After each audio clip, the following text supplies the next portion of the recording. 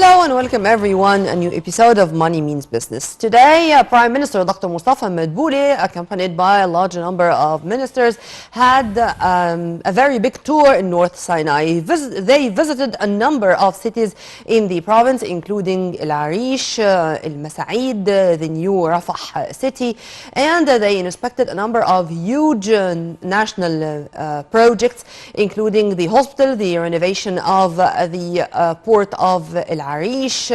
After the visit, Prime Minister Dr. Mustafa Madbouli held a press conference in which he listed a number of issues related to those huge mega projects. Also, he was very keen to mention the sacrifices of our martyrs, the security personnel, whether from the police or the army, and he said that Egypt will never forget the sacrifices of those martyrs who did everything for the sake of the nation. We are going to speak in detail about the development process in Sinai and about the tour of the Prime Minister today, but now we are going to live with a very detailed report regarding the International Monetary Fund's view around the Egyptian economy, its development, and also the future expectations. Right after this, we are going to be back with my dear guest live here in the studio to speak in detail about what's going on in Sinai even as we speak. Stay tuned only on Nile TV International, always for more.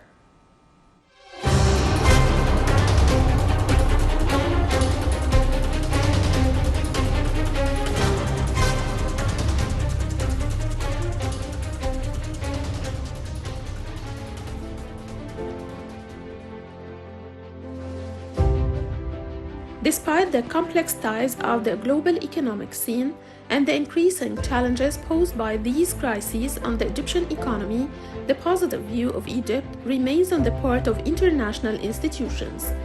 According to the reports of accredited international economic institutions, Egypt's credit rating has so far been within the limits of safety, which gives it the confidence of lenders, especially after the recent certificate of the International Monetary Fund. As Egypt seeks to contain and overcome the repercussions of the external variables resulting from these crises by enhancing the efficiency of its monetary and financial policy while expanding the role of the private sector in the development process, in addition to working to increase exports and opening new horizons for more foreign investments. In addition to the measures taken by the government to rationalize government spending and expand the social protection network to mitigate the negative economic repercussions on the citizen, especially the most needy groups. The International Monetary Fund predicted the indicators of the Egyptian economy during the coming years, which indicate an increase in the growth rate to record 4% in 2022-2023, 5.3% in 2023 and 2024, and 5.7% in 2024 and 2025. Dr. Mustafa Badra, an economist, said that this growth provides hard currency, open markets abroad, increasing job opportunities, opening the foundations for manufacturing and exporting, and foreign reserves will reach $41 billion.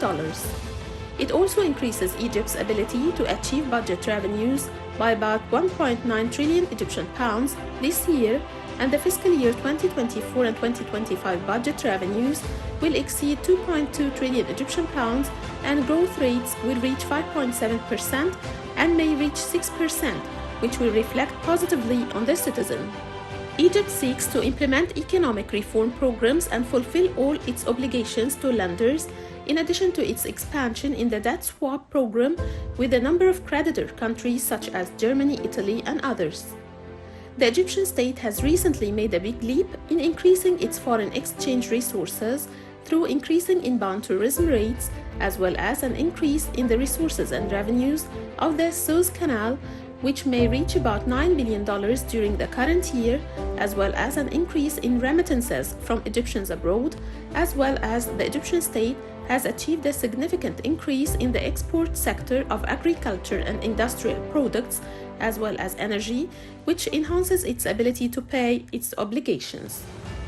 As the fund expected, public debt would decline as a percentage of GDP to record 88.3% in 2022 and 2023, 85.5% in 2023 and 2024, and 83.5% in 2024 and 2025. Finally, the fund expected an increase in total international reserves to record $37.1 billion in 2022-2023 and $47.2 billion in 2023 and 2024. During a press conference, the head of the International Monetary Fund mission said that adopting a flexible exchange rate is a necessity for the Egyptian economy within the framework of the program that Egypt reached with the fund. She said that the fixed currency rate did not serve or help the Egyptian economy and negatively affected the reserves with the central bank.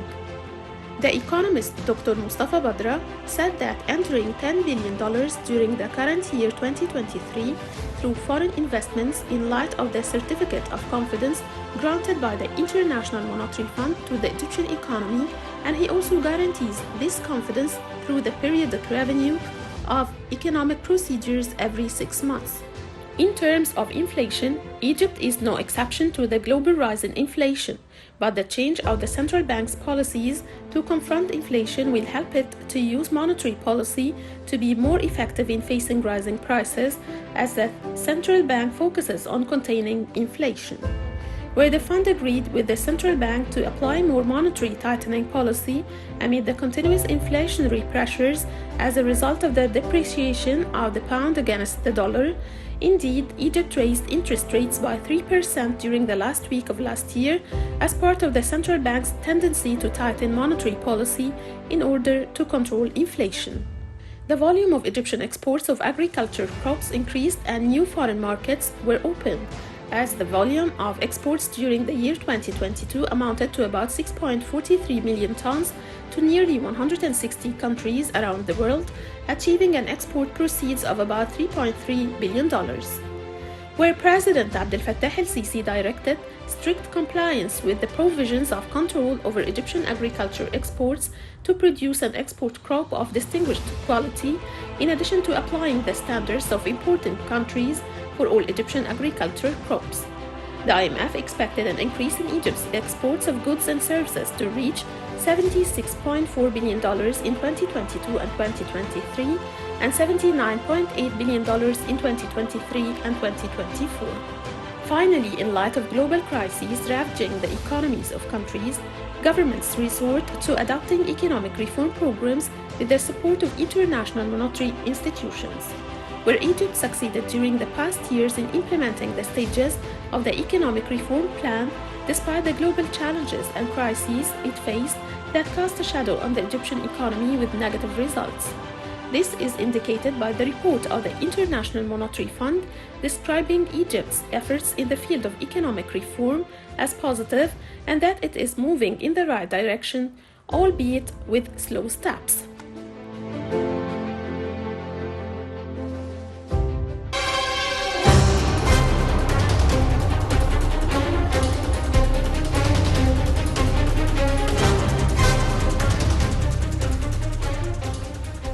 Welcome back.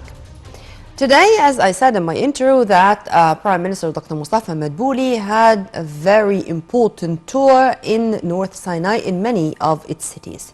But let's go back to the 30th of September when President Abdel Fattah el-Sisi inaugurated the world's largest wastewater treatment plant, Bahr el-Bakr wastewater treatment plant east of Port Said, which will treat 5.6 million cubic meters per day, which can then be used to irrigate agricultural land in Sinai. And then Prime Minister Dr. Mustafa Madbouli had a speech during this inauguration ceremony and said, "We are currently implementing 63 projects."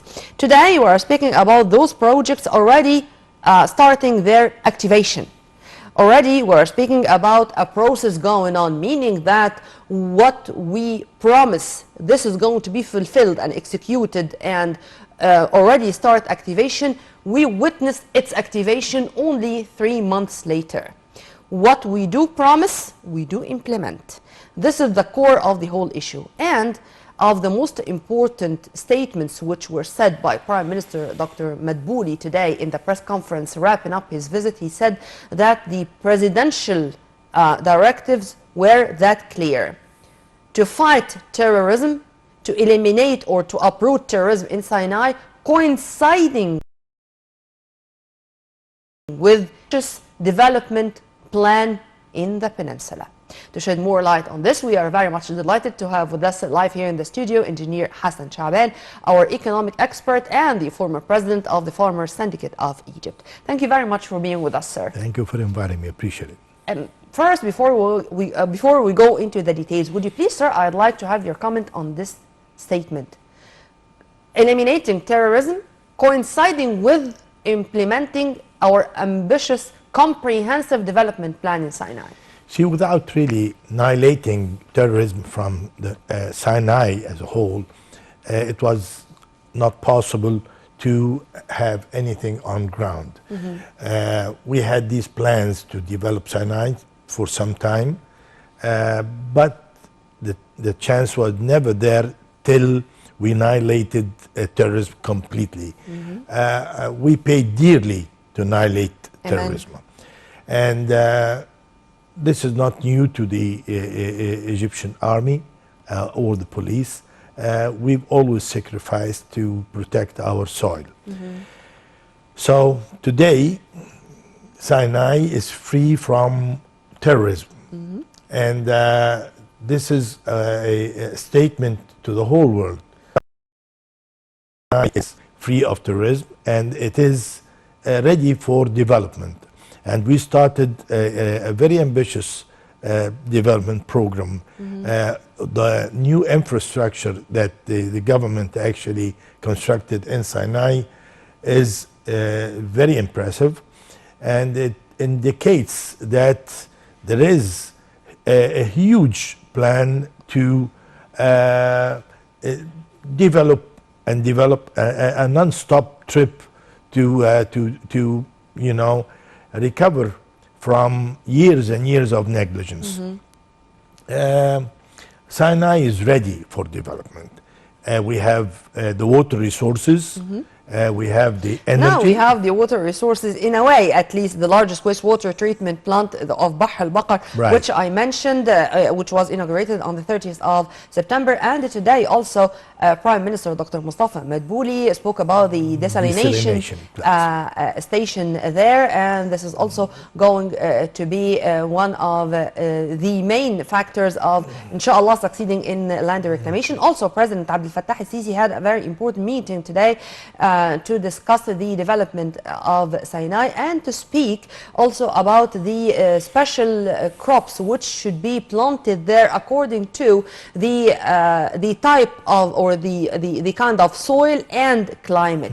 This is also very ambitious, and this is to say that Sinai can be a magnet for farmers or those who are that much interested in cultivating vast and new types of plants, yes. Would you please elaborate on that? Okay. Actually, as we started the development of Sinai, and this is part of the new republic, and along with that title, I would like to see new crops planted in Sinai to fill certain gaps in our list of items that we import from abroad.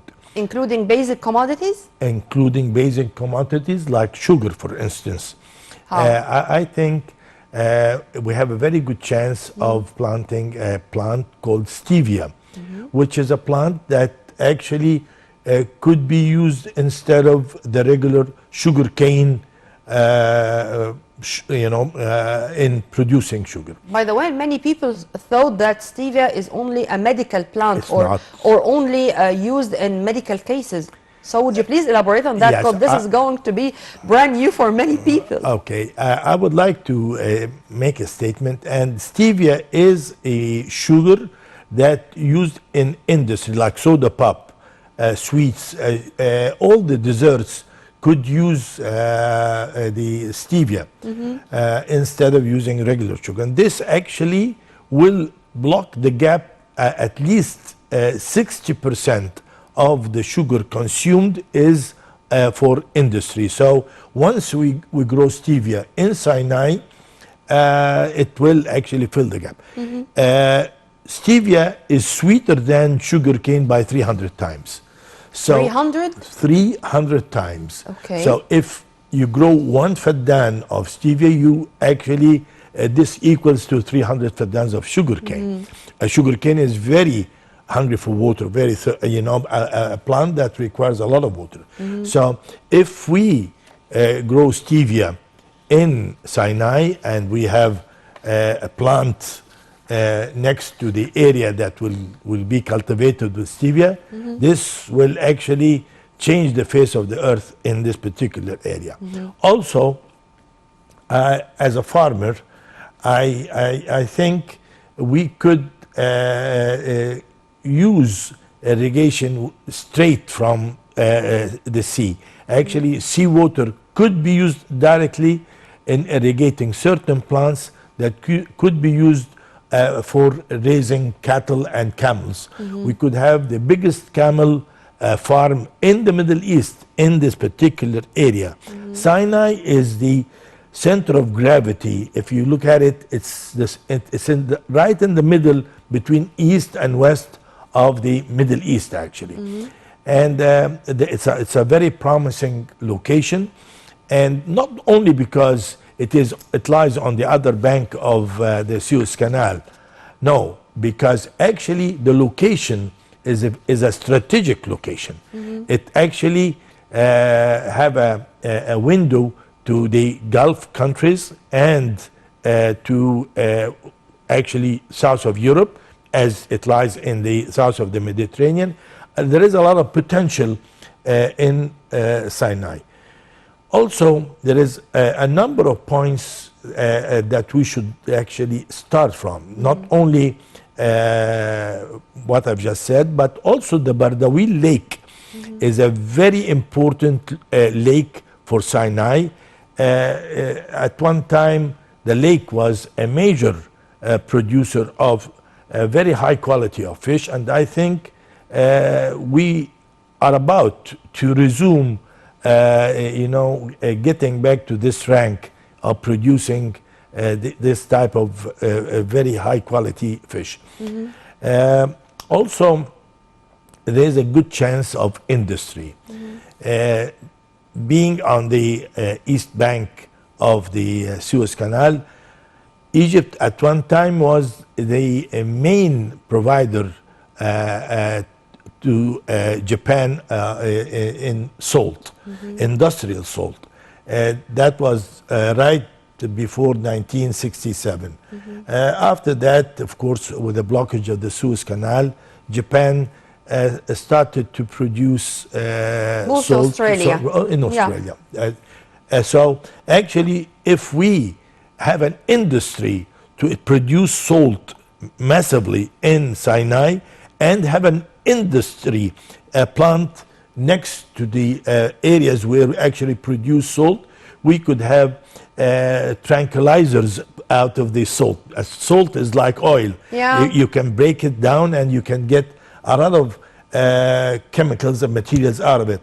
Bromine is one of the main items that you could get out of salt, and this is used as a tranquilizer. And very few countries in the whole world actually produce bromine. And to echo what you have just said, sir, also today Prime Minister Dr. Madbouli spoke about the full renovation and expansion of L'Arish port. So it can be part and parcel of the whole process you have just spoken about. Exactly. The Port of Arish is the important point where actually we load out the ships going to Europe with the salt. So Sinai is a very promising area. Amen to that. And I think all of this could be integrated together to the benefit of the development plan. Amen to that.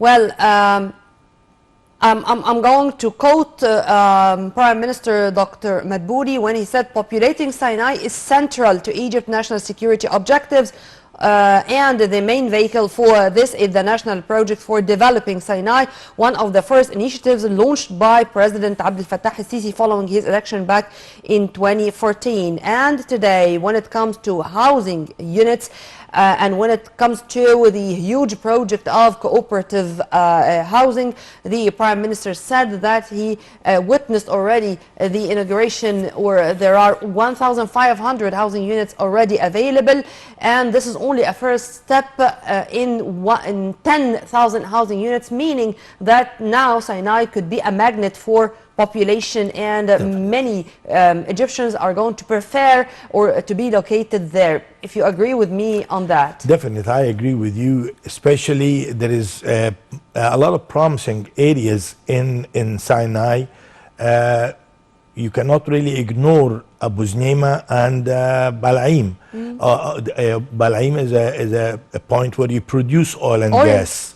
And Abu Znima is a very rich place with minerals. It's mining area for phosphate, and this is essential for agriculture. So fertilizers. Exactly. So actually, I think sooner or later, a lot of plants could be constructed next to the raw materials produced, and adjacent cities to attract young people who are looking for jobs to actually work in Sinai. And they are going to find all facilities. I mean, also today, if you permit me, I'm going all the time to pick the statements or the messages sent by this tour or this visit by Prime Minister Madbouli to north of Sinai. He spoke about now it's not only one university, there are 5 universities in North Sinai. It's not only El Arish University, which, I mean, now thousands of students can have this very, I would say, high-quality educational service introduced there. El Arish Hospital too was also one of the sites which was visited by Prime Minister Madbouli today, meaning I'm speaking about a smart city. Yes.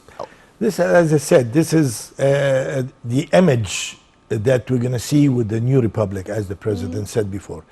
Everywhere we go and there is a development plan, it will be a serious. What we promise is what we deliver. So it's not only words. It's actually, and what impresses me actually, the policy that is being followed right now is the duration. They do not announce on projects undergoing, but once the project is complete, they announce it and they inaugurate it. So actually, it's no promises, no false promises. We are delivering. And transparency, sir, if you permit me to tackle this. Yes. Because when there is experimental opening, okay, this is only experimental. There are things which can be amended on the ground. I mean, we do have this kind of flexibility. If there is something which should be amended, we can amend it. Yes. And also to tackle another issue which impressed me myself. I found that Prime Minister Dr. Mustafa Madbouli was accompanied mainly by the whole cabinet. I mean, it's no more the minister is there in his office just signing papers or evaluating things in theory, but they're already there. I mean, Prime Minister Dr. Madbouli was speaking in this press conference, and he pointed to, for example, Dr. Muhammad Shakir al-Marqami, Minister of Electricity, as he was speaking about the electricity station, which is going to generate 700 megawatts, serving 500,000 residents. When he spoke about with Minister of Justice, and it was released for the very first time. Many people do not know that the Minister of Justice had a younger brother who was a judge and who was in Sinai, and he fell martyr. So these are things which I think are brand new. I mean, we were not that much used to listen to such statements by the Premier. I think this era that we are living right now is a new model of management. You know, we're facing problems that actually accumulated for many decades actually. Sinai is coming back to life. I think very soon a lot of people, our young people, will actually look for chances of jobs, and I think industry and agriculture will have. This was my coming question, sir, regarding this. Could Sinai be the solution for many economic crises we are suffering, among other, of course, among other developed countries, because the whole world now is suffering economically with COVID-19, with the lockdowns, and for a year now, since the start of this Russian invasion to Ukraine, which started nearly a year ago on the 24th of February 2022. Could Sinai be the solution? Sinai is definitely one of the solutions, if it was not the main major solution, because at one time I thought, that was in the mid-80s actually, I thought that the government will actually have an ambitious plan to have like a Wall Street in Sinai to attract all the Gulf funds, and like have a special arrangement to attract the Arab funds to Sinai, and give privileges to certain banks, international banks, to be relocated in Sinai. I thought that attracting international banks with a good reputation to Sinai is a good defense for Sinai, far better than armies and so forth. Always the economy is a line of defense, and if you can attract all this money to Sinai. But all the economic institutions are not going to be able to come except when it is that safe and secured by our security personnel, and this is exactly what happened, sir.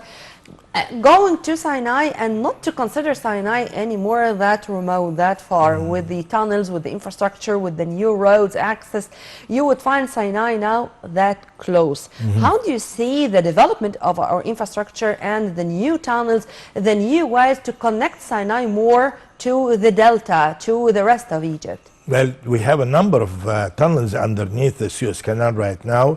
It was only Ahmed Hamdi at one time. Now there is about 3 other tunnels, and I think they're scattered all over the Suez Canal. So actually, Sinai is accessible in a lot easier way. This is number one.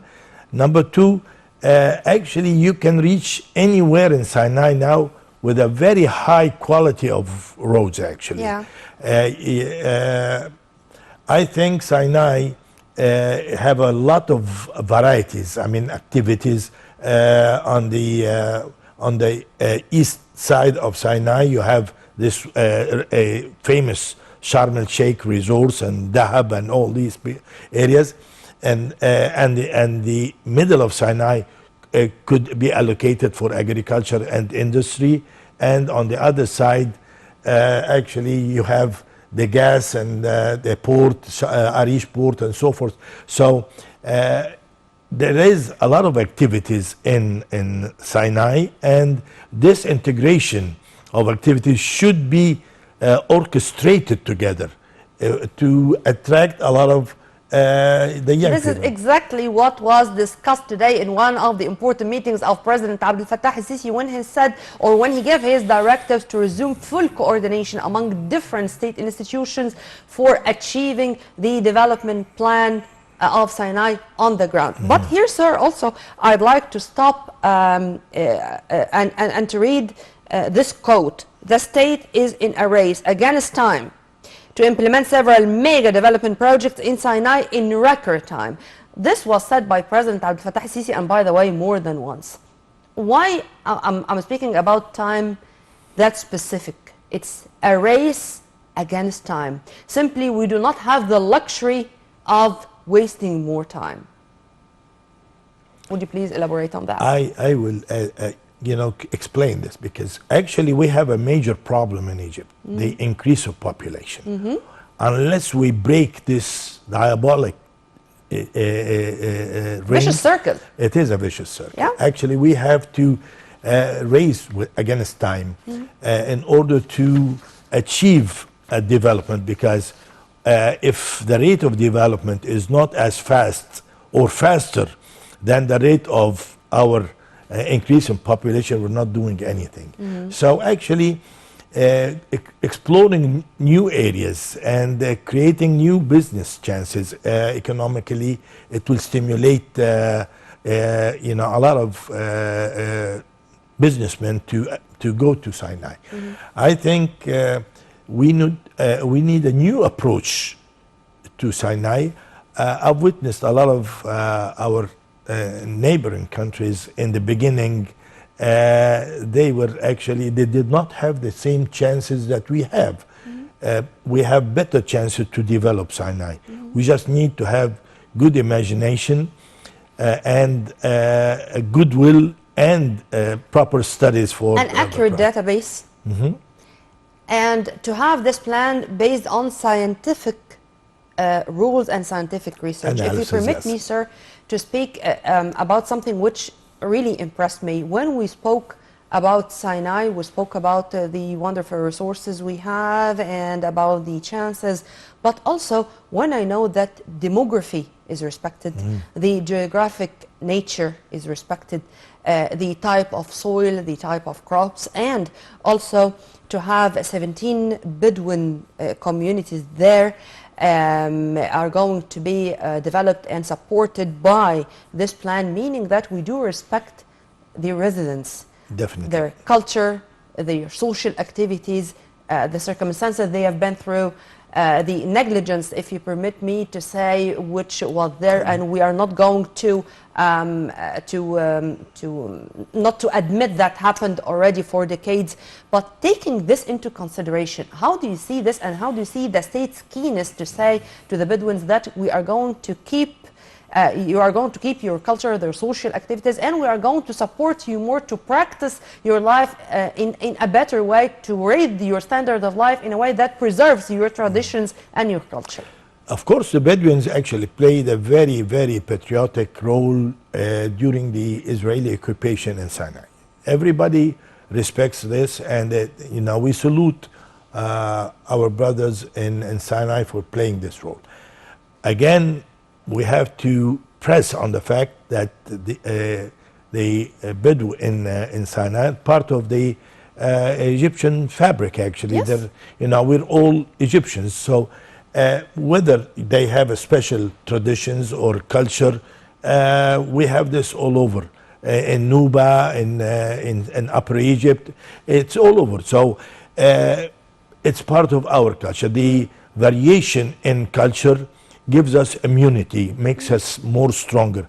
The Bedouin actually suffered from the terrorist activities just like any other Sure. Egyptian. So, and they were actually in the back of our army and police actually during this war against terrorism. So without this cooperation between the Bedouin and the military, we have not really achieved victory in the end against terrorism. So, to echo what you have just said, our Army Chief of Staff, Lieutenant General Osama Askar, was also today in North Sinai, and he met with the tribe's leaders, or sheikhs to be accurate, and he told them that they are part and parcel of our defense, or the front line, to be accurate, of our defense of Sinai. And he told them that there should be all the time full cooperation among all the state institutions, including the army, for the best interest of Egypt and for the Bedouins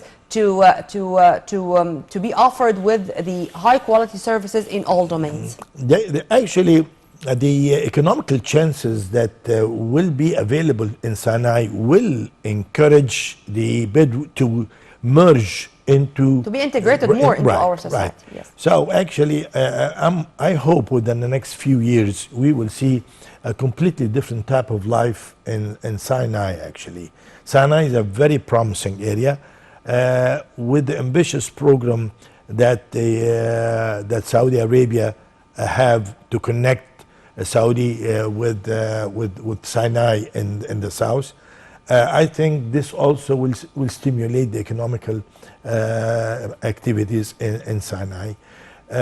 Also, I hope that we will have a solar farm similar to Bimban in Sinai.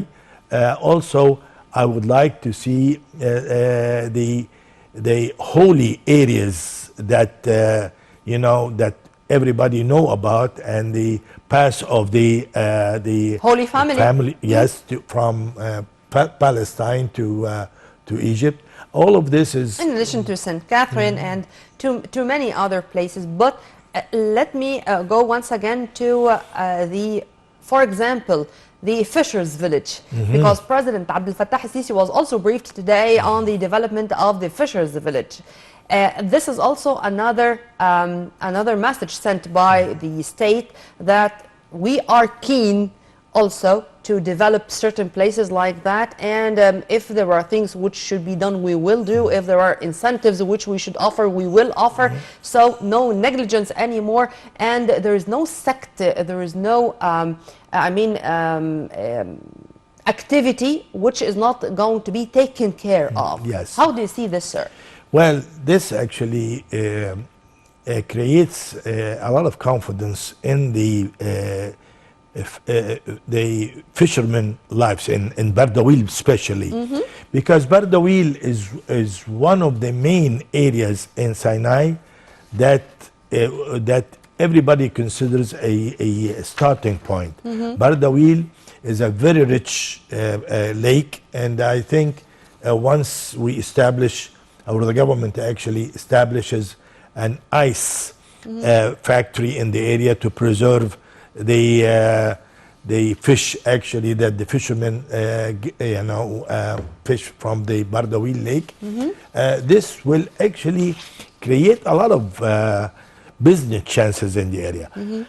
I would like to also see that this particular area from Damietta all the way to Arish, this on the Mediterranean, this area is very rich with tuna fish, and I think it's about time that that people or businessmen actually will consider constructing a tuna factory in Sinai to fill a certain gap, that because actually this will be a very successful factory if we ever construct a tuna factory in Sinai. Yeah.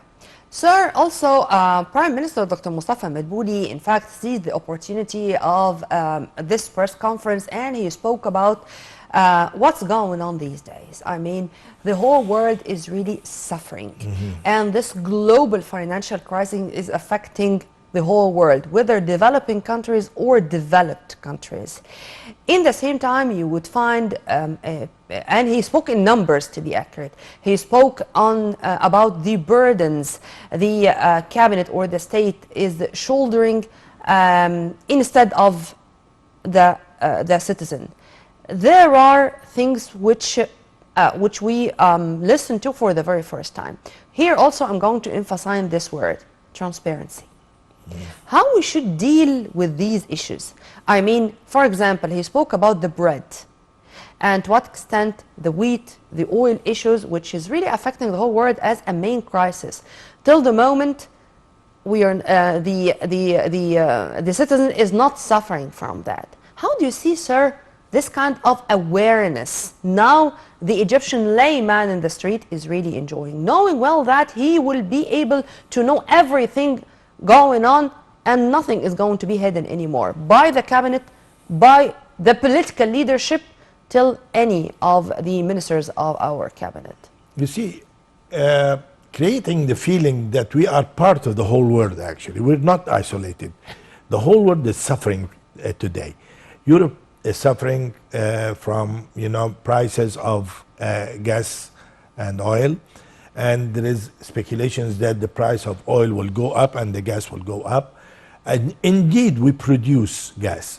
But again, we still require to import a lot of the oil from abroad. We are part of the whole world. So transparency is very important at this stage. We're not really, we're going to have to be honest with the people and try to explain to them the international situation. The only way that we're going to be able to face the coming period is by hard work. Hard work and being able to bear with the circumstances that we're going to face. We might be able to face more difficulties in the future, and this is expected. But again, this is labor pain, because Egypt was neglected for so long, and we are building a country from scratch in every aspect, actually. So we are expecting, inshallah, that the new republic is going to be different, and the new generations are going to thank this generation for what we are doing. For the sacrifices, yes. Yeah. Well, Engineer Hassan Shaaban, thank you very much for your input, sir. As usual, I enjoyed our discussion. Thank you. And we're going to leave you with a promise to see you again in more episodes of our Thank program. Well, this was Engineer Hassan Shaaban, our economic expert and the former head of the Farmers Syndicate here in Egypt. Now we are going to live with the most important events which took place in the globe, in the economic field here in Egypt in the past 7 days. Well, we are going to see you again, same time on Nile TV International in another episode of Money Means Business. Now, it's a goodbye.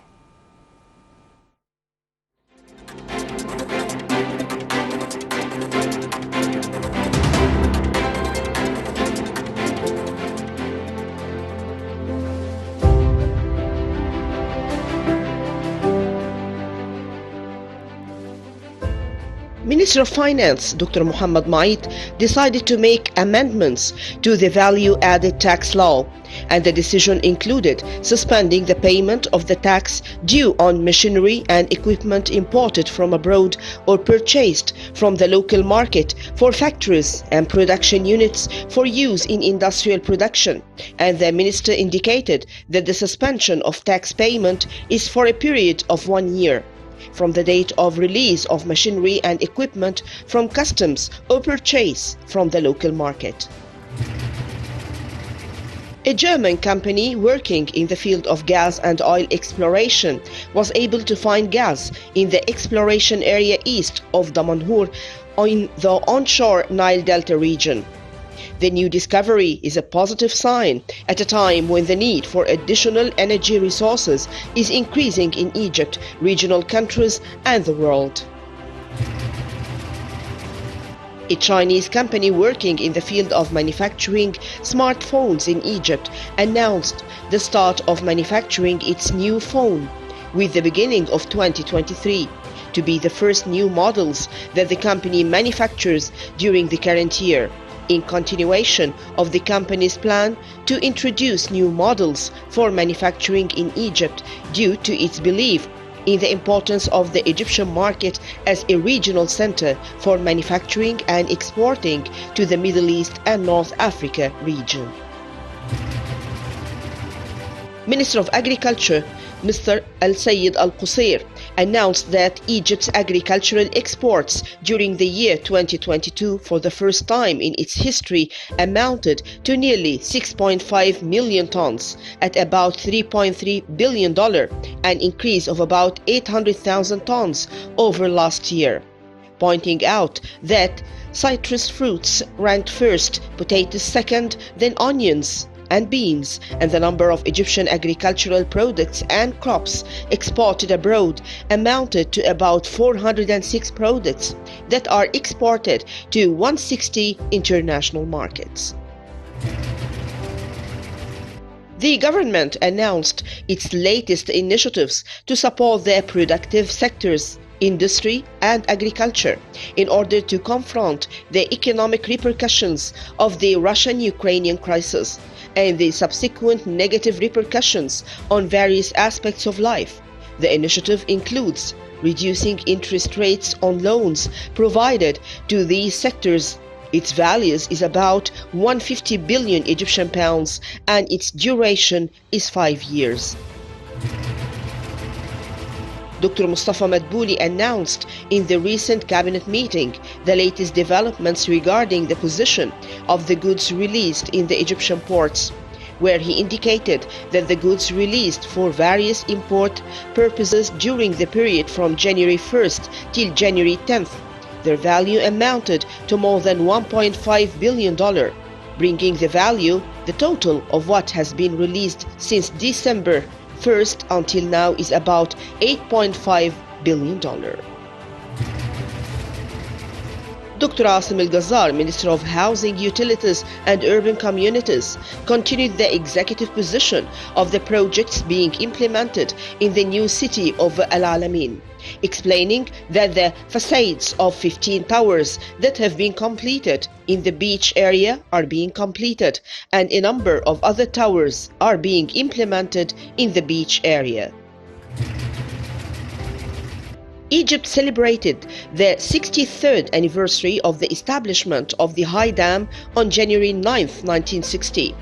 Dr. Hani Swalem, Minister of Water Resources and Irrigation, stated that this project is the greatest engineering project of the 20th century, and it has protected Egypt from drought and floods over decades, and represents the ability of the Egyptian people to build and work when the Egyptian forearms were able to build this huge work with determination. 16 Egyptian companies affiliated with the home furnishing sector participated in the international exhibition Heim Textile in Frankfurt, Germany. The exhibition is the largest gathering of home furnishings producers, manufacturers, and exporters in the world. It is an opportunity to promote the Egyptian industry, and it also helps exporters in making contracts for all export markets in light of the difficulties that exporters face due to the fierce competition of Southeast Asian countries. Under the title Expectations for the Year 2023, 5 global destinations that will witness a turnout, the American Desert News website highlighted the top 5 destinations that are expected to be the most popular during the year 2023, as Egypt came among the nations, and the site highlighted a number of factors and tourist activities in the Egyptian tourist destination, which he described as iconic due to its distinction and uniqueness, including visiting the Giza pyramids in addition to the Grand Egyptian Museum after its opening, visiting historic Cairo and the city of Alexandria, and taking a Nile cruise between Luxor and Aswan.